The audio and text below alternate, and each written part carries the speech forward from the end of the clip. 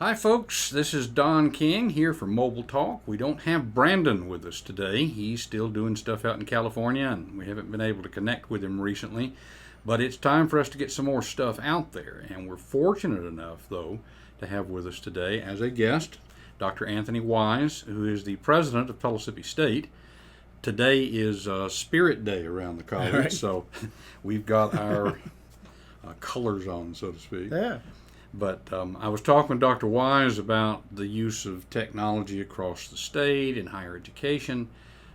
For folks who don't know Dr. Wise, he started here as an adjunct, right? Had a one-term, One term. one-semester contract. Yep. Okay, yeah. So he started here as an adjunct and then full-time teaching, department chair, whatever we called them back then, Yep. vice president for academic affairs, now president. I think you're up for governor next year. Is it not? I hope not. I would turn that one down. I think. Yeah. A little too political. But for me. he's, and I can understand that one. But he's seen every aspect of this school in terms of teaching, and so with what he's doing right now, technology doesn't directly come into it a whole lot. You and I both are carrying these things Yep. around. Yep. And, Got mine here. always somebody tethered. That's always somebody needing to get in touch with you. Mine just went off. But you were telling me a little bit about some of the initiatives elsewhere in the state, or So I know one of the things that the state is looking at is infrastructure, and increasingly conversations about technology as part of infrastructure in order to support, I think, primarily business, but certainly also education are part of that landscape. I know, for example, that both the governor and the commissioner of economic development are engaged in conversations about the importance of broadband as an infrastructure that's necessary and important for the state. And frankly, when you think about us as an institution and our students, access to that kind of connectivity is extremely important to them, especially as we explore new means of connecting with them and engaging in mobile technology and hoping to expand their learning with different kinds of tools. okay. Because I know, like one of our sister institutions, Roane State, they have like 6 counties that they cover. They got 9 and a campus in each. Wow. They sort of have this goal of having a campus in each county. Many of those counties are in very rural parts of Tennessee. I know their president. In fact, we've had conversations about this through an organization called the Tennessee Valley Consortium of Community Colleges about that kind of connectivity, particularly for rural students. So they may have students who are in a campus location that may have more limited offerings than a campus in Harriman or Oak Ridge. That broadband access, that mobile access is critically important. And you see it in other parts of the state as well, rural West Tennessee. I imagine you see it with some of our students, both in terms of the rural areas we serve here in Blount County and then Strawberry Plains. And then I think you see it in the urban centers as well, where you don't have access. Geology is going to come into it as much as rural, because Yep. you probably dead spots in parts of even metro areas because of geology. Yeah, there's a dead spot out here in this hall because I was trying to make a phone call. Oh, really? Well, and now that you mention it, without naming the carrier, for folks who know the campus, there's a cell phone tower right outside my window out here, but I'm not quite sure who it serves. So some of us can get on pretty easily and some can't. We run into stuff in the classroom where it's not even so much geology or access, but for lack of a better term, finances.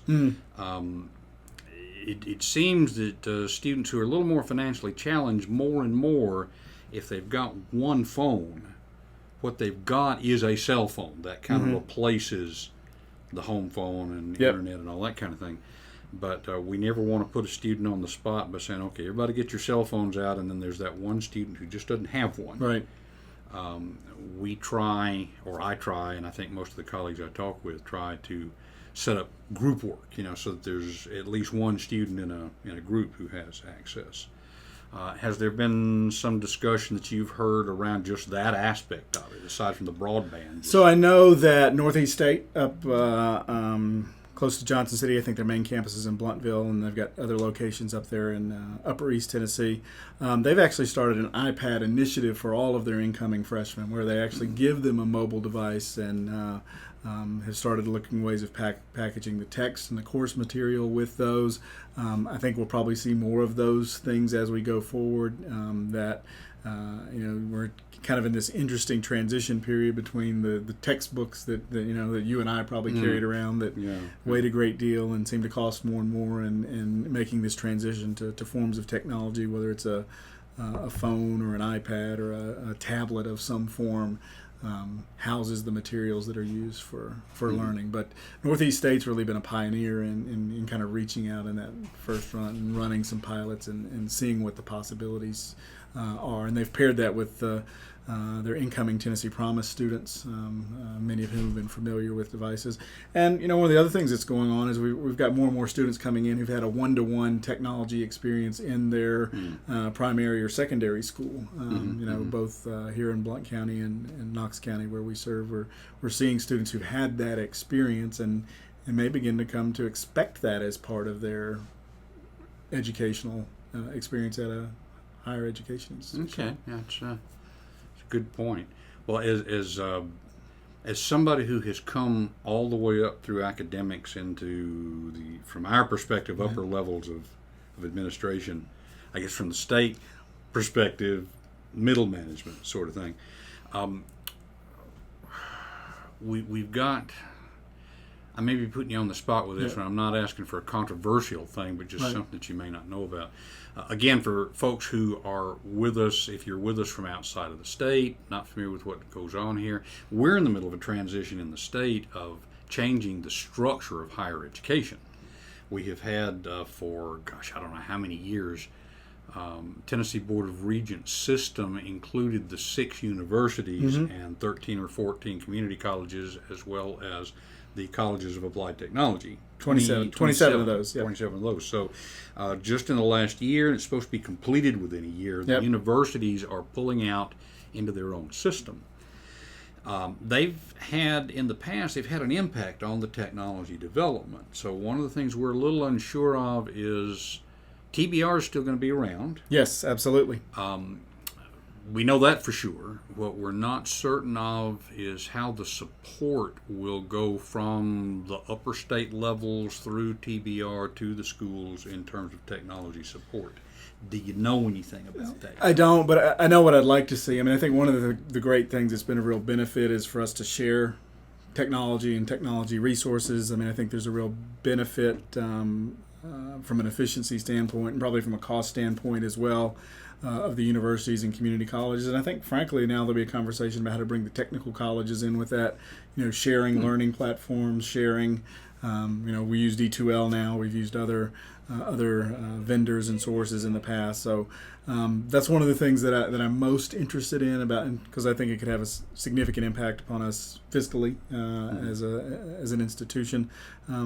But I think there's also some learning opportunities there as well. So I hope we'll be able to hold those kinds of things together. That we use a common student registration center. It's now Banner, and there's an opportunity to learn and share those resources, and hopefully become very efficient at using them. I think if we splinter, then that creates some issues and problems. Okay, excellent. Well, just I always like to wind up an interview type of thing, which is what this turned into. By saying, usually there's something that the person I'm talking with wishes that I had asked that I didn't. Yep. So is there something you wish I had asked about? And if so, what would your response be? Well, one of the things I was thinking about, so my son is an entering college freshman this year, and I actually went to a talk on the chaplain at his school, who's also a professor of religion, had a conversation with parents about what he called the digital generation, and he talked about sort of all of the generation. We now have 5 generations that live in American society and work and interact and have relationships with each other, and many of those are active in the workplace.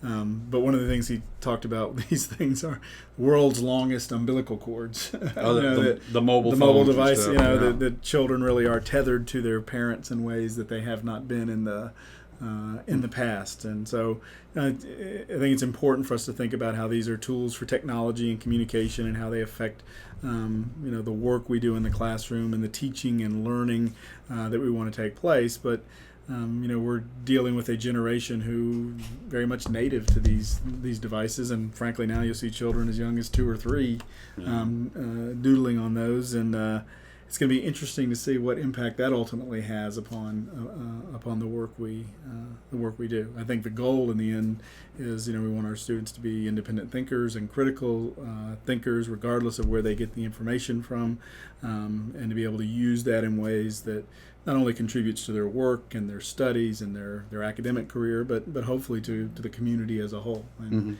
it's interesting to follow that evolution and see where we end up. See where it goes. Okay.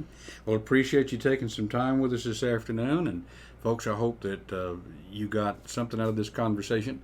You may be seeing this on YouTube. You may be seeing it on our blog. It could be through iTunes, through audio. We've got so many ways to get this out now. Want to remind you that the best place probably to follow us is on our blog, which you can find at blogs.pstcc.edu/mobilefellows. You can also follow us on Twitter at ps_mobs. And the newest thing, we have a Facebook page, so you can find us there at, facebook.com/PSCC Mobile Fellows, I think. I just suddenly realized I just click on it over there on the left. I'm not even sure right now what the address is. We'll put that in the show notes down there at the bottom so that you can find us and get it fixed for next time. For now, this is Don King signing off for Mobile Talk.